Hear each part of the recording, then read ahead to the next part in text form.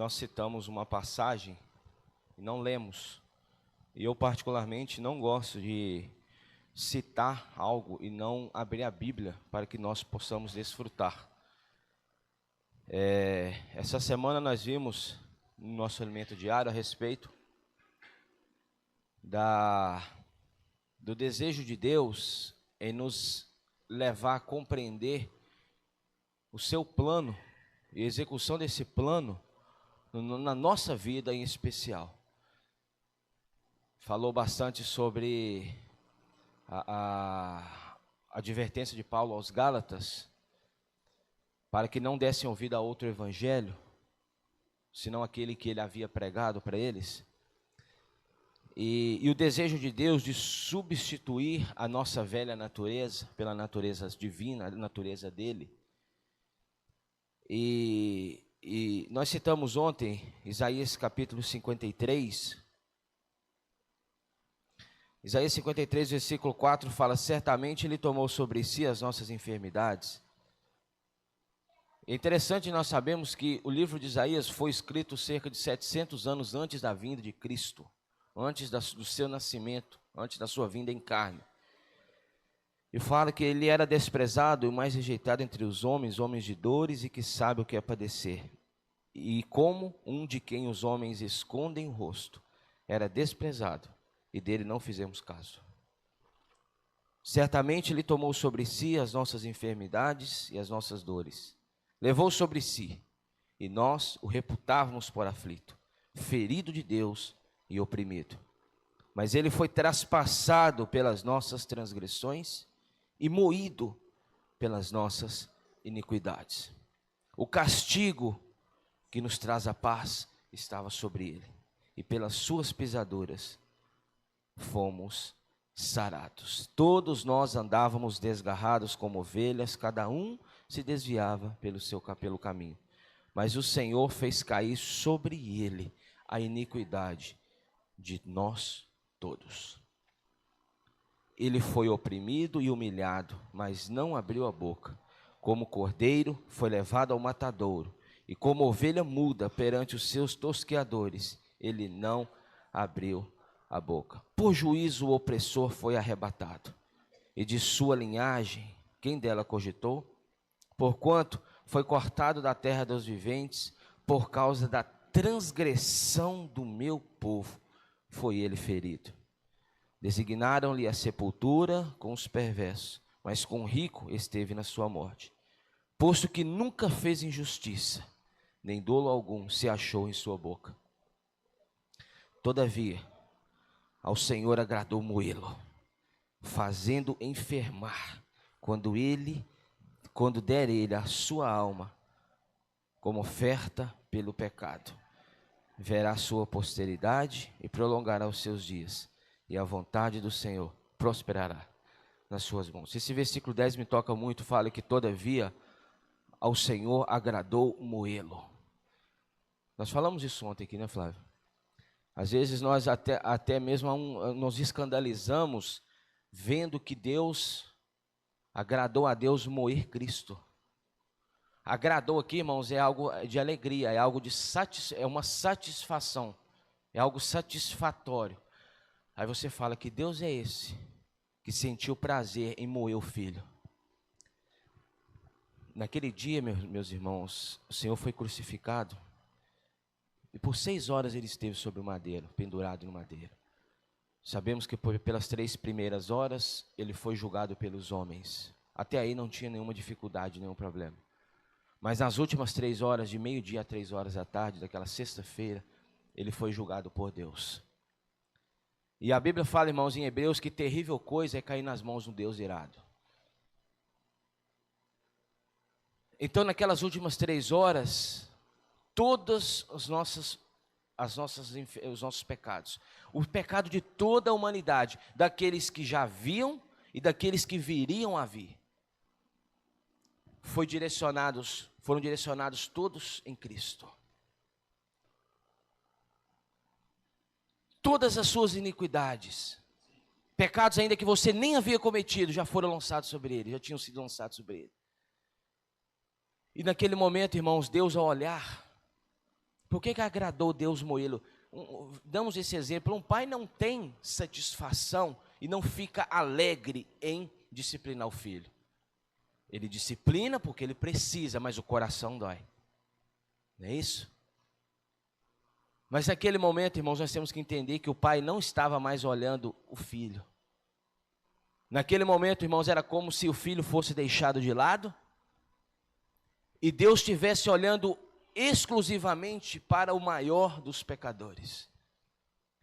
Porque Deus odeia o pecado. Ele ama o pecador, mas o pecado ele odeia. Então, naquele momento, irmãos, Cristo era o centro de todo o pecado da humanidade. Era como se todos os pecados fossem juntados em um lugar só e fossem colocados sobre Cristo, né, Flávio? E Deus falou: agora eu me agrado em moer o pecado. Ele não estava moendo o filho, ele estava moendo o pecado, a natureza pecaminosa. E Deus fez isso com satisfação. Sabe por quê, Marilene? Porque naquele momento Deus estava pondo um fim a uma natureza que escravizava o seu povo até aquele dia. A natureza pecaminosa. E Cristo recebendo sobre si a ira de Deus, meus irmãos. Deus recebendo sobre si a condenação de Deus. Para que hoje nós pudéssemos estar aqui nesse lugar, invocando o seu nome, desfrutando da sua mesa, desfrutando, irmãos, do partir do pão. Não foi barato o preço que ele pagou. Aqui fala.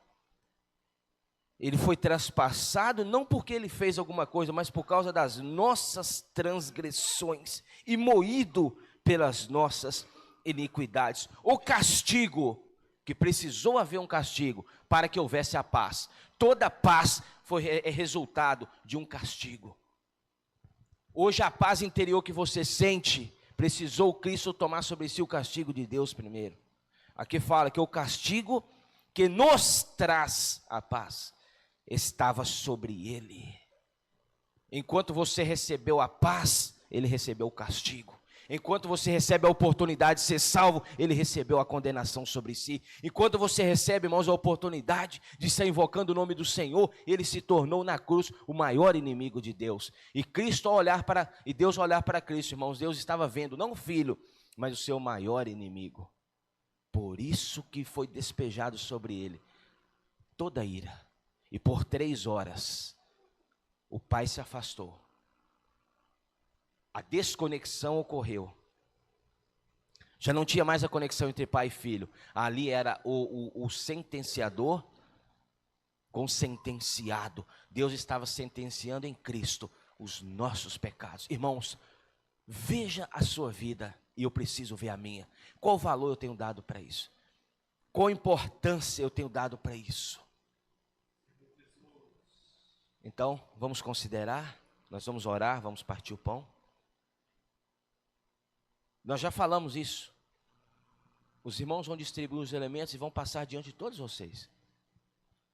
Mas se eu não creio, irmãos, nessa obra, se eu não creio nisso aqui que nós acabamos de ler, se eu não creio que o Senhor veio como homem, teve uma vida humana, viveu, foi à cruz no meu lugar, por minha causa, morreu e ressuscitou, você não vai nada mais, nada menos que estar comendo um pedacinho de pão sem fermento, duro, e um golinho de suco de uva. Não vai ter nenhuma realidade, porque a fé não terá operado em você. O que traz a realidade dessa mesa é a fé. A fé traz a realidade para a nossa vida. Então, se você não crê, não vai ter nenhuma utilidade, não vai ter nenhuma realidade para você.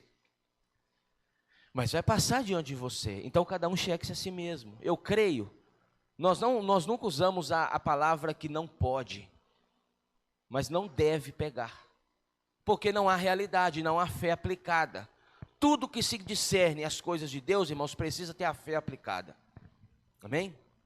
Então, enquanto nós oramos, você considera, e considera como que está a sua vida diante do Senhor. Considere qual valor você tem dado, qual valor tenho dado, irmãos, para essa obra. Aí no final nós lemos o versículo que ele verá, nós vamos ler o último versículo, ele verá o resultado do seu penoso trabalho e ficará satisfeito.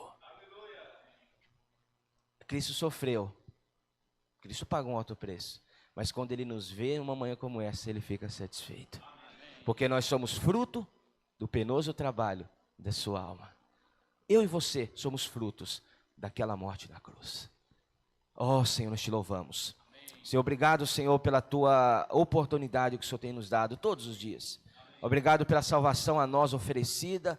Senhor, obrigado, Senhor, pela revelação de que somente pela fé nós somos salvos mediante, Senhor, pela graça nós somos salvos mediante a fé. Obrigado, Senhor, porque não precisou que nós fizéssemos nada. Não precisou que cumpríssemos nada, Senhor, para que recebêssemos essa salvação. Porque o Senhor cumpriu por nós. O Senhor pagou alto preço por nós. Obrigado, Senhor, pela tua entrega. Obrigado pelo teu sacrifício. Obrigado, Senhor Jesus, porque o Senhor assumiu o nosso lugar na cruz. A cruz era nossa. A condenação era para nós. Mas por amor a mim, por amor aos nossos irmãos, por amor às nossas irmãs, o Senhor se entregou no nosso lugar. Obrigado, Senhor, porque o Senhor nos ama. E esse amor é um amor incondicional. E que possamos todos os dias da nossa vida viver, Senhor, baseado nesse amor. Nos sentindo amados, nos sentindo, Senhor, preciosos para o Senhor, porque nós somos frutos do penoso trabalho da sua alma. Oh, Senhor Jesus, obrigado, Senhor, por esta manhã. Obrigado, Senhor, pela oportunidade de estarmos aqui. Nós invocamos o teu nome, reconhecemos o teu senhorio, reconhecemos a tua autoridade, o teu encabeçamento sobre a igreja e sobre a nossa vida. Esteja, Senhor, nos suprindo com a tua graça, esteja, Senhor, nos sustentando com a tua misericórdia, nos levando a avançar. Senhor, nós te amamos, Senhor, nós te louvamos, Senhor, e nós, Senhor Jesus, te pedimos, Senhor, ainda, Senhor, perdoa os nossos pecados. Nós somos falhos, Senhor, não há nenhum super-homem aqui, não há ninguém perfeito aqui, Senhor. Somos todos homens falhos e dignos, Senhor Jesus, de lástima. Senhor, nós somos, Senhor Jesus, carentes da tua misericórdia todos os dias. Por isso nos perdoa, lava-nos com teu sangue, purifica-nos, Senhor. Oh, Senhor Jesus, obrigado, Senhor, porque nós somos incluídos neste corpo, nesse único pão, que é o único corpo, o corpo de Cristo. E neste pão estão representados, não somente nós aqui, mas todos os nossos irmãos dessa cidade, todos os nossos irmãos em toda a terra. Senhor, obrigado, Senhor, pela unidade do teu corpo. Obrigado pela palavra dispensada a nós. Ó, Senhor, leva-nos a valorizar, Senhor, tamanha salvação que chegou a nós e viver uma vida, Senhor, totalmente, Senhor, voltada ao Senhor. Em teu nome nós abençoamos este pão, abençoamos este cálice, santifica o Senhor. Jesus ao Senhor. Amém. Ó Senhor Jesus, Senhor Jesus, Senhor, nós te agradecemos, Senhor, por mais essa oportunidade. Sabemos que não somos dignos, Senhor, nem mesmo de estar aqui na tua presença. Mas o Senhor nos amou, o Senhor nos escolheu, o Senhor nos separou, o Senhor nos deu essa nova oportunidade. Senhor, muito obrigado, Senhor. Nós te amamos, Senhor, nós te adoramos, nós te louvamos nesta manhã. Senhor Jesus, muito obrigado, Senhor. Obrigado pela tua grande obra, obra que custou caro, Senhor, derramando o teu precioso sangue ali naquela cruz por cada um de nós. Senhor Jesus, indo para o matadouro como ovelha, não abriu a boca. O Senhor não questionou nada, simplesmente se entregou, ó, por nos amar. Ó Senhor Jesus, Senhor Jesus, amém. Senhor Jesus, ó Senhor Jesus, amém. Senhor, nós somos gratos por tudo, Senhor. Gratos principalmente por estarmos diante dessa mesa mesmo sem merecer. Senhor Jesus, obrigado, Senhor, porque o Senhor é o defensor, é o que nos dá descanso, Senhor. Senhor Jesus, o Senhor é aquele que foi trespassado, Senhor, para perdoar os nossos pecados, Senhor. Senhor Jesus, que nesta manhã, Senhor, o Senhor venha fortalecer nossa fé cada vez mais, para que nós possamos ter a realidade desta mesa. Senhor Jesus, obrigado, Senhor, por este pão e por este cálice, que nós pedimos que o Senhor o abençoe em nome de Jesus. Amém.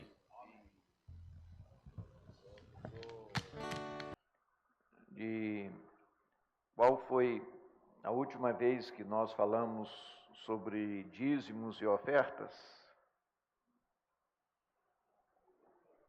No ano passado, né? Bem, de tempos em tempos é importante a gente ganhar visão sobre essa questão.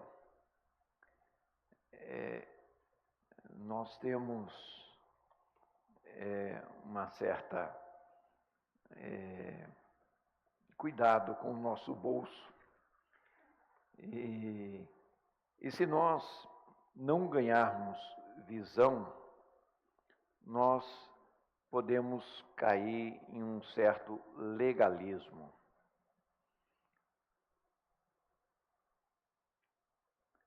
O que é um voto? O voto é uma promessa que você faz. Isso pode se tornar um fardo. Há 36 anos atrás, eu me apaixonei por uma garota. E eu fiz um voto diante de Deus de fidelidade a ela. Isso nunca me foi um fardo. Agora, imagina você ser obrigado a casar com uma pessoa que você não goste. Aí esse voto vai ser um fardo. Então, nós precisamos saber qual é a motivação dos nossos votos.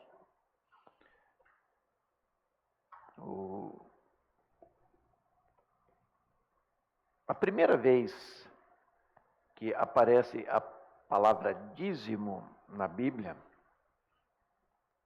em torno de 4.000 anos atrás, está em Gênesis 14, 18.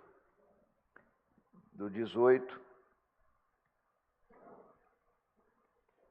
ao 20. Eu vou ler para os irmãos. Melquisedeque, rei de Salém, trouxe pão e vinho. Era sacerdote do Deus Altíssimo. Abençoou ele a Abrão e disse: Bendito seja Abrão pelo Deus Altíssimo, que possui os céus e a terra. E bendito seja o Deus Altíssimo, que entregou os teus adversários nas tuas mãos. E de tudo lhe deu Abraão o dízimo. Desculpe, Abrão. Aqui o nome dele ainda não havia sido transformado. O que é dízimo? É a 10ª parte. Se eu tenho 10 reais no bolso, o dízimo será R$1. Se eu tenho 1.000 reais, o dízimo será R$100. É só deslocar a vírgula, uma casa decimal. Senhor Jesus, essa é a primeira referência. Essa figura, Melquisedeque, é um título. Melk significa rei, Melach. E Salém, Sedec é justiça, Salém também é Shalom, é paz. Esse rei era um sacerdote do Deus Altíssimo. E Hebreus mostra que ele era superior ao pai da fé, Abraão. Então, ali em Jerusalém, que Salém é Jerusalém, ele abençoou Abraão. Abraão saiu de Ur dos Caldeus por ordem de Deus, mas o pai de Abraão era um idólatra, não poderia dar a bênção a ele. Então, quem abençoou Abraão não foi o seu pai, foi Melquisedeque. E ali, pela primeira vez, se faz menção ao dízimo. A segunda menção ao dízimo, está quando Jacó, no caminho para a região de Harã, ele teve um sonho lá em Betel. Ele teve uma visão. E após essa visão, ele faz como que uma proposta para Deus. Se Deus o abençoasse em tudo, ele então daria o dízimo a Deus. E depois nós vamos ver o dízimo quando Moisés estabelece como uma lei. Nós vemos em Deuteronômio 12 que Deus haveria de escolher um lugar para ali habitar o seu nome.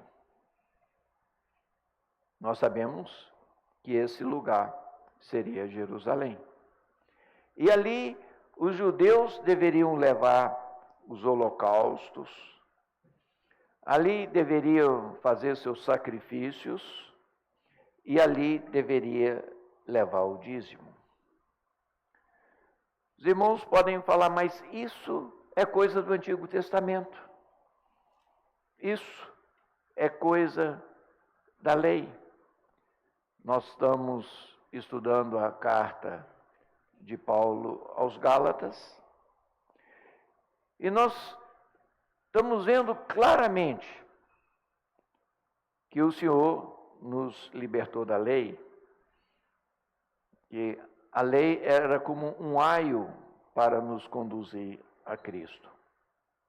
Um aio é um instrutor, é um curador.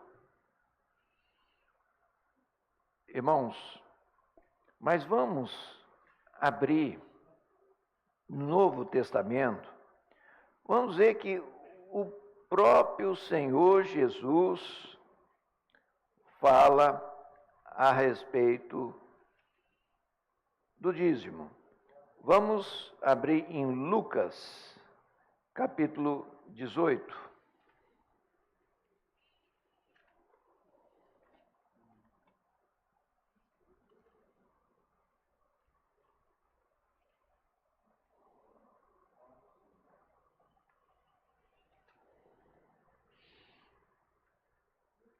Lucas 18, versículo 9 ao 14. Lucas 18, 9 ao 14.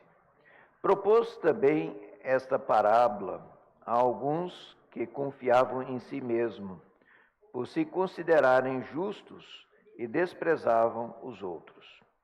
2 homens subiram ao templo com o propósito de orar, um fariseu e o outro publicano. O fariseu, posto em pé, orava de si para si mesmo dessa forma: ó Deus, graças te dou, porque não sou como os demais homens, roubadores, injustos e adúlteros, nem ainda como este publicano. Jejuo 2 vezes por semana e dou o dízimo de tudo quanto ganho. O publicano, estando em pé, longe, não ousava nem ainda levantar os olhos ao céu, mas batia no peito, dizendo: ó Deus, sê propício a mim, sou pecador. Digo-vos que este desceu justificado para a sua casa, e não aquele, porque todo o que se exalta será humilhado, mas o que se humilha será exaltado.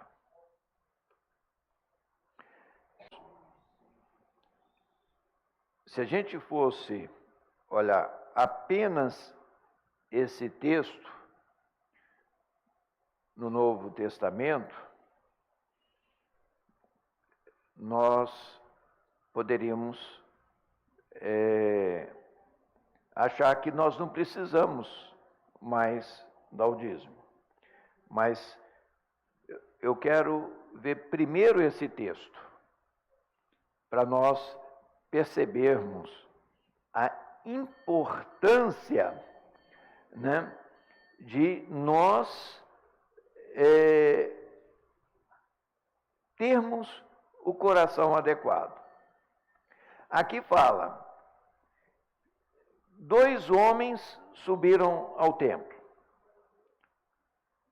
Um é um religioso, né? Ele tinha um padrão muito elevado.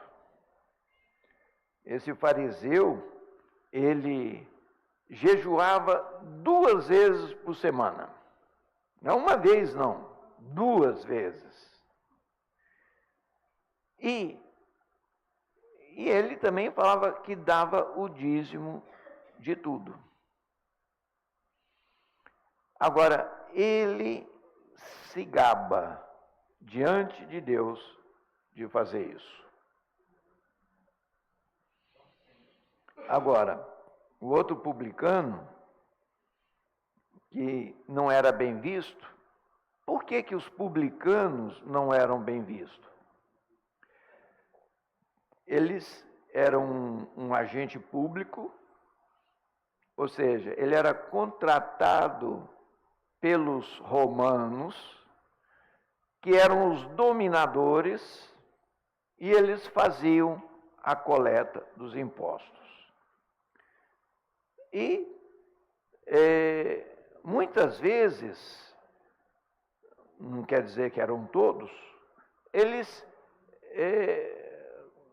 acabavam se corrompendo e pegando um pouquinho a mais para eles mesmos. Mas esse aqui, embora fosse um publicano, ele teve um coração que agradou a Deus. Vou reler o 13. O publicano, estando em pé, longe, não ousava nem ainda levantar os olhos ao céu, mas batia no peito, dizendo: ó Deus, sê propício a mim, pecador. Ou seja, ele reconheceu a sua situação diante de Deus.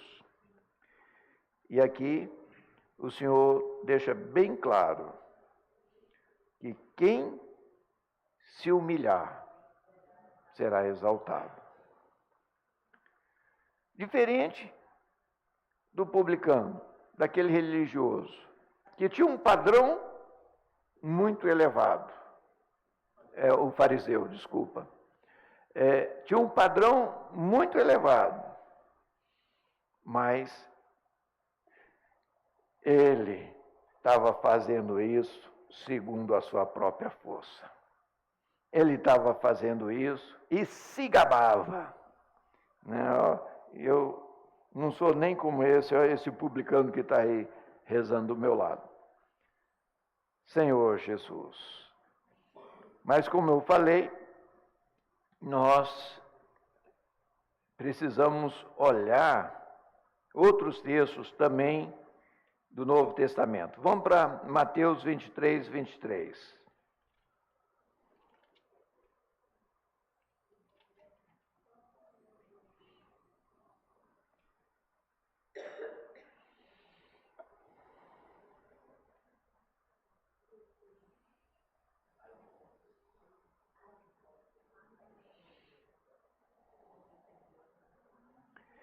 Vinte e três fala: ai de vós, escribas e fariseus, hipócritas, porque dais o dízimo da hortelã, do endro e do cominho, e tendes negligenciado os preceitos mais importantes da lei, a justiça e a misericórdia e a fé.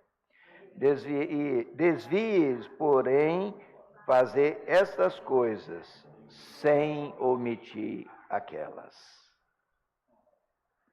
Devis fazer estas coisas. O que são essas coisas?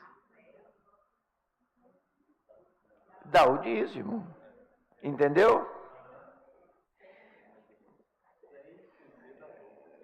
Vocês deviam dar o dízimo, né? Vamos repetir: ai de vós, escribas e fariseus, hipócritas, porque dais os dízimos da hortelã, do endro, do cominho, tendes negligenciado os preceitos mais importantes da lei: a justiça, a misericórdia e a fé. Devis, porém, fazer essas coisas. Fazer essas coisas o quê? Não. Fazeis.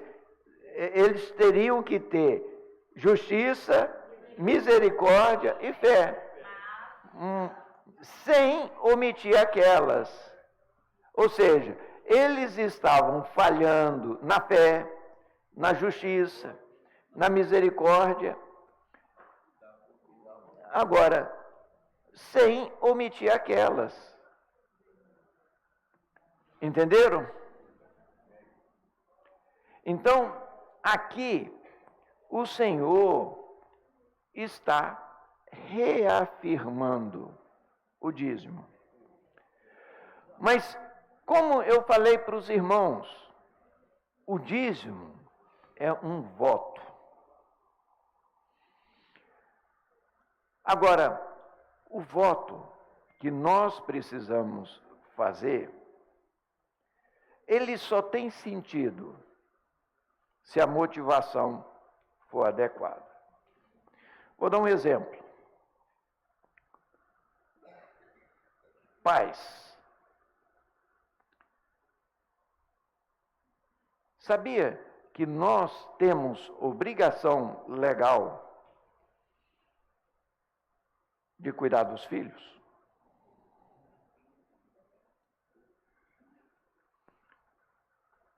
É uma obrigação legal. Tanto é que quando ocorre um divórcio,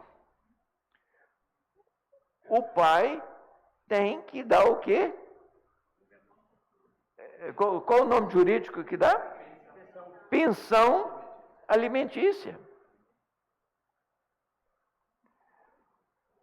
Agora, imagina que haja um juiz corrupto que falsifique um atestado de DNA falso e que dê para uma pessoa, fala: você é pai de fulano, fulano, fulano, e ele é obrigado judicialmente a pagar aquela pensão alimentícia. Ele vai pagar aquilo, obrigado. Estou sendo injustiçado. Vai ser um peso. Agora, um pai que ama o seu filho, e o filho fala: pai, eu quero fazer tal curso. Irmãos, o pai vai fazer de tudo para conseguir. Fala: meu filho está estudando, está levando a sério, eu quero que ele seja um médico, eu quero que ele seja isso, eu quero que seja... Se ele tiver essa condição, ele vai fazer com amor, com dedicação. Percebem a motivação do voto? Irmãos, quem é o Senhor de todo o ouro, de toda a prata? É Deus.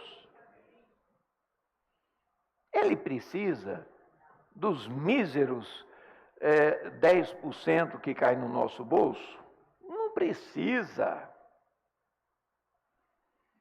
Mas tem um motivo. Ele quer que, através desse voto, nós não coloquemos mais o nosso coração no nosso bolso. Então, nós não temos a prática de ficar nas nossas reuniões falando de dízimos e ofertas. Mas, por outro lado, nós não podemos cair em um outro extremo de não falar e sermos culpados por não trazer uma visão bíblica para os irmãos. Os irmãos precisam ganhar realidade de que nós não estamos debaixo da lei, mas o Senhor Jesus reafirmou: se a nossa justiça não exceder em muito a justiça dos escribas e dos fariseus, nós não vamos entrar no reino. Se o que está no coração de Deus é estabelecer o seu reino nessa terra, como é que eu vou negligenciar a justiça de Deus? Se ele reafirma aqui, nós acabamos de ler em Mateus 23, que o Senhor fala: não podemos negligenciar essas coisas. Né? Temos que, porém, fazer essas coisas sem omitir aquelas. Irmãos, que nós possamos ser fiéis ao Senhor. Ali atrás está escrito gasofilácio, que nada mais é do que a caixa de ofertas. Durante nossas reuniões, nós não temos o hábito de passar nenhuma sacolinha, nós não temos o hábito de fiscalizar se os irmãos estão dando ou não os dízimos e as ofertas. Simplesmente está ali. Tem um QR Code ali, onde fala o número da conta da igreja em Carlos Chagas, no Sicope. E então, se o irmão quiser fazer uma oferta, ele chega ali, lê o QR Code ou vê o número da chave, e pode fazer o seu depósito, ou pode colocar em espécie ali na caixa de oferta, no gasofilácio. Agora, ninguém vai ficar controlando se você fez ou não fez. Isso é um problema seu com Deus. Agora, nós, como igreja, nós fizemos um compromisso com a obra da nossa região, com os irmãos que nos dão apoio, com os irmãos que têm dado direção para nós. Nós estamos incluídos na região 6, que inclui Minas Gerais e Espírito Santo. E a nossa região, ela recebeu uma responsabilidade para propagar o Evangelho para 3 países. O pequeno país de São Tomé e Príncipe,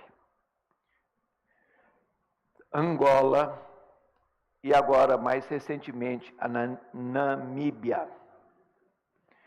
Então, eu já tive a oportunidade de ir para esses países, tanto a serviço da obra, como também para conferências.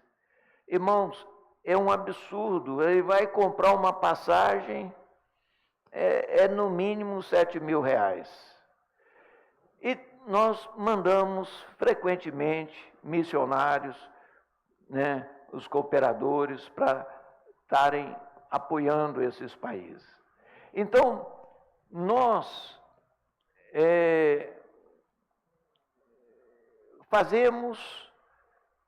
estendemos aos irmãos que têm encargo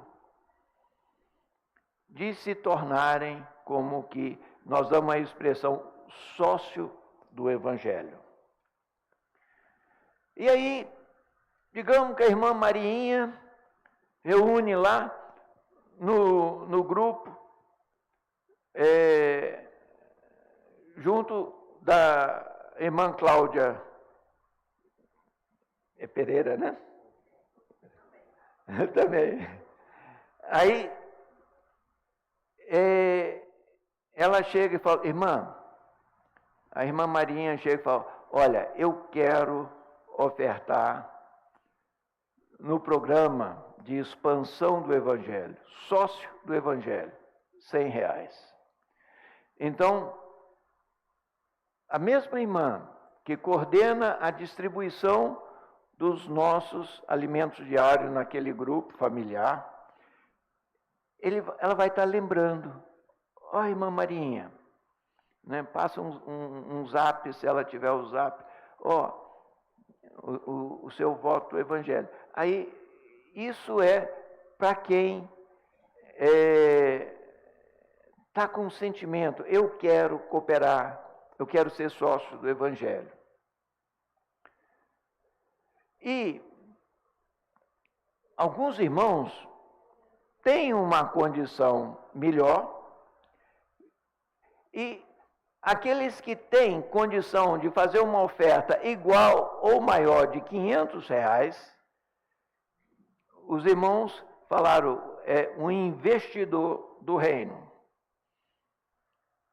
Aí nós vamos passar, não mais a conta da igreja, mas a conta da obra lá em Belo Horizonte, para que esse irmão faça uma oferta direto lá para a obra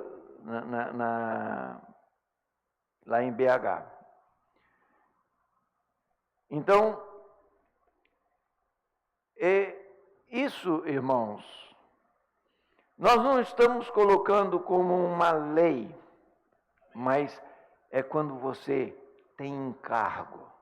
Não, eu quero ser um. Eu tenho condição de ofertar R$200. Então você vai procurar o irmão responsável, o mesmo irmão que distribui o alimento diário no seu grupo familiar de cuidado mútuo. Então, irmão, pode anotar aí R$200. Por que anotar? Porque em cima desse voto, nós vamos fazer a somatória de todos da igreja, e aí o irmão Magno, que coordena, né, o caixa da igreja, né, ele vai fazer a oferta para a obra no final do mês, baseado naquilo que nós coletamos dos irmãos. Qual foi a última oferta, Magno, que nós fizemos para...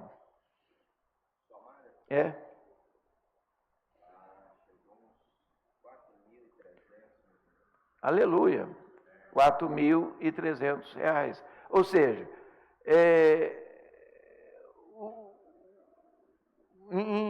em 2 meses nós conseguimos bancar uma passagem de ida e volta de um missionário, né? Talvez você não tenha condição de ir, mas a sua oferta está indo, né? Agora, eu estou expondo para os irmãos, para que os irmãos tenham encargo de estar orando, para que os irmãos tenham parte nessa obra. Nós não queremos trazer nenhuma lei, nenhum fardo para os irmãos. Mas, quando a gente cumpre um voto, é tão gostoso, né?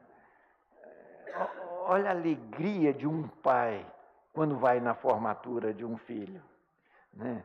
Às vezes ali tem muito esforço, tem não dá nem para medir, às vezes, o quanto que ele trabalhou afinco para conseguir formar aquele filho. Mas aquilo é uma alegria para ele. Que nós possamos ter essa alegria, né? Não simplesmente na educação de um filho ou num casamento, mas essa alegria na expansão do Evangelho do Reino. Ou seja, o Senhor, Ele quer nos fazer um. E o coração de Deus é edificar a sua igreja. Nós vimos que isso está desde lá de Gênesis, no Éden, quando Ele falou, crescei e multiplicai. Ele queria que Adão e Eva comesse da árvore da vida e expandisse a vida de Deus. Infelizmente, Eva ouviu o inimigo, pondo dúvida na palavra de Deus. E em vez de comer da árvore da vida, comeu da árvore da morte, do certo e errado, do conhecimento do bem e do mal. Qual a consequência disso? É que nós adquirimos uma natureza ruim. Mas, aleluia, nós vimos na cruz, o Senhor venceu. E o Senhor, como o último Adão, Ele se tornou o Espírito que dá vida. Para quê? Para que hoje nós pudéssemos nos encher desse Espírito e vencer o pecado. O Senhor, Ele virá em breve. Que nós possamos estar apressando a vinda do Senhor. A palavra fala que nós temos espírito, alma e corpo. Oferta é uma coisa que mexe com o quê? Com o nosso bolso. E o Senhor quer tirar a nossa alma do nosso bolso. Ele quer que nós coloquemos a nossa alma no Espírito. Que nós possamos ter essa sabedoria do alto. Que nós possamos pôr em primeiro lugar o reino de Deus e a sua justiça. E desfrutar do que Ele vai nos acrescentar. Amém? Vamos multiplicar em pequenos grupos e ter um pouco mais de comunhão sobre esse assunto? Amém.